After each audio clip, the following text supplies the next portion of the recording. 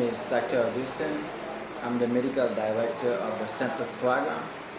So basically, the St. Luke program comprises 5 distinct activities. We got the main activity is the St. Luke Family Hospital. It's like a field hospital running just after the earthquake. We're about like 110 beds, and the really specific parts of that, it's all for free. So we're having our patient cleaning days. We're seeing about like 4,000 people a month for free, and we get some basic meds and some basic labs. We're having like 600 hospitalization a month and 500 on the ER. And we also got an ICU that we start with the collaboration of the Mayo Clinic guys in 2012. So it's basically like one of the few ICUs, I would say like 2 ICUs for the main area of Port-au-Prince. And the ICU is still for free. We got some ventilator machine, some sonograph machine, and over this hospital we got the only head city of the world in Port-au-Prince. So we also got a rehabilitation center to fight against the cholera, and for sure it's for free. And we are admitting, like, for the past 2 years we've been already treated like 40,000 people with cholera, and we still do. And mostly we got operating room runnings. We perform free surgery every Wednesday morning for like hernia, hydroceles, just to help the community. I really think it's make a difference regarding to the numerous patients frequenting the hospital every day. So I will also say that the St. Luke Foundation has some other medical programs at Cité Soleil. We got another hospital running there for the past 2 years. It's a 41 beds hospital. So with basic care, with like outpatient clinic, mostly focusing on women and kids. We got a little rehabilitation center over there to deal with cholera also for this part of the community. We really feel that we should not be able to maintain this programs because right now we're facing some issues. We have to buy all these meds and all this stuff to be giving away, and we would like to continue doing that because we're not doing that like to be having like some benefit.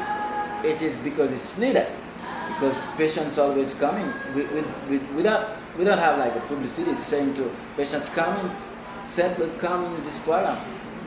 You just have to do that. Dr. Natalie Colas. I'm the assistant medical director and in charge of the GI lab. And since 2 years and a half, I trained with a GI doctor, American GI doctor, with endoscopy and GI. So we saw a lot of patients with some GI problem, like cancer and H. pylori infection. Inside the hospital, they have to pay more if they need sedation. So here they don't pay for that. So it's a great program, and I'm so proud to be helpful. Does it see mostly patients from around this area in Port-au-Prince, or do they come from other areas too? Yes, we have some patients come from in south, Lakai, and north. We have some transfer because in the other hospital and public hospital, like general hospital, they don't have scan cities, head city. Here we have it, and it's free. Yeah. You know, and we have in private clinic we have it, and some radiology we have it, but it's expensive. It's more than 300 and stuff US dollar. So it's the same thing like for GI lab. They can't afford it. Yeah, they cannot pay for it. So here we have all for free. So what kind of great thing? Yeah. What kind of struggles or challenges do you face in trying to do all the good work you do? The problem is the big challenge for us It's to see, it's to know how you can do for someone, and if you don't have enough like medication, enough supplies to help the people. So it would be very hard knowing It's that very hard, and we have to confront.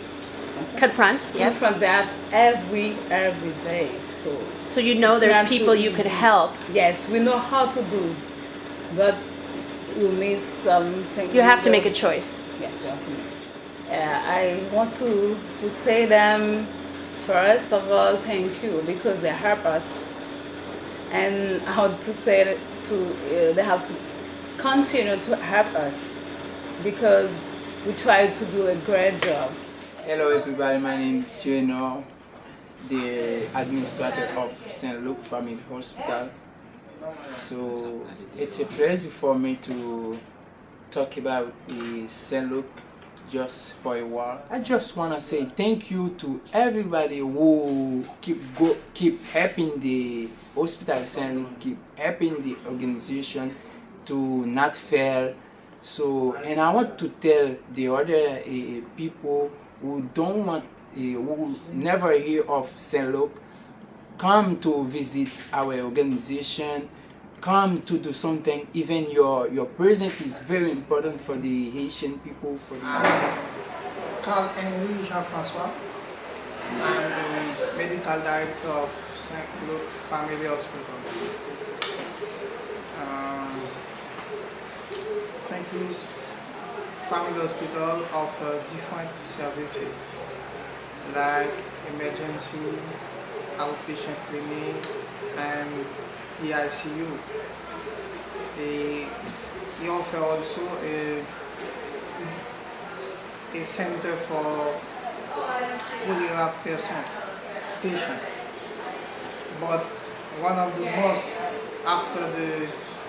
the most important things at St. Luke is the ICU. Before it is one of the two ICU of the country. The good point at St. Luke is the possibility to treat very ill patients.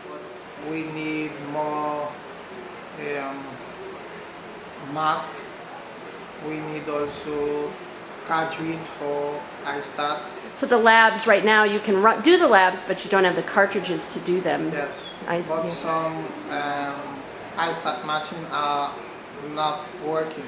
Oh. We want more than, because when a patient came in emergency, we need to have some result rapidly. Is there anything else you want to tell the people about? I think that St. Luke the St. Luke's Family Hospital does a good job, and I want to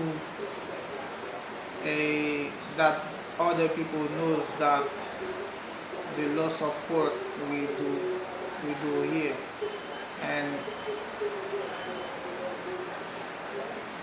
if they know, they can continue to help us to continue providing care to our population. Welcome to all of our Rochester friends to the Christmas parties, which are uniting around the country to try to support the St. Luke Hospital for the year 2014. We're really glad for your interest and your presence. And let me say Merry Christmas right off the bat. I think in general, a very huge accomplishment that we have is infrastructure in a country where there isn't. And our programs tend to be frontline on the streets and institutional, health and education. Our institutional programs are aligned with the ministry of the government, which is responsible and gives a lot of valuable information to the ministry. So we have, first of all, we have both of these, which are infrastructural and frontline, and they increased since the earthquake and since the cholera especially, probably tripled or quadrupled, and we've been able to maintain them over these years thanks to a lot of compassion money from the time. But for example, we have maternity program, which is high-risk maternity in our hospital. High-risk women need cesareans, and probably 30% of the 500 women that are cared for every month need cesarean section. High-risk women have preterm babies, so automatically you need neonatology, which we've been able to set up a neonatology unit. Aside from our orphanage in the mountains, which has 500 kids, we have a new one as of 3 years that has 700, and they're all kids from the earthquake. We've set up a number of new schools, including a phenomenal high school, a phenomenal professional school. The high school has 1,800 students in it already. And of course the St. Luke Hospital, which was a relief hospital for the adult orthopedic cases from the earthquake, and because so many other centers were destroyed and not rebuilt even as of today, almost 4 years later, St. Luke was a beacon for a lot of other problems besides orthopedics, and really has become a place of pretty well-rounded care in rather primitive conditions for the most part. So we have two goals: to try to keep going at this present moment of non-rebuilding in the country and still shattered infrastructures in the country, to keep going and developing, especially with the excellent partners who have helped us strive for aiming the whole place towards normalcy at every level, and international global idea about medicine, and bringing highest quality care to as much as it's possible in our setting to these people. So that's our first goal, is to keep that going, to be a bridge until something better finally happens in the country. And secondly, hopefully to attract funds through grants and other ways to rebuild. In other words, it's time for the plywood walls to be changed for walls that will protect you against the typhoons and the heavy rains and the cold at night and the mosquitoes and everything else. What are the biggest challenges you face trying to do the good work you do? Infrastructural lacks in the country, management of septic waters, especially when that water is cholera water, huge ruptures of important pharmacy stock in the country, especially controlled substances, which we need a lot in our line of work. A simple rain that will bring water up to your neck right outside the gate and higher, which makes it impossible for the staff to come for their call and their scheduled time. A lot of these things in the country are really argue against being able to organize well. And with the passing of time, a decreased interest in Haiti. With the passing of time, a lot of suspicion about the money that came from Haiti and what happened to it. And with the passing of time, economic crises in all the countries that help us. It's a bad equation. But in any case, even with a bad equation, we like to multiply by 10 and divide by 2 and do whatever math we can to try to make the equation work.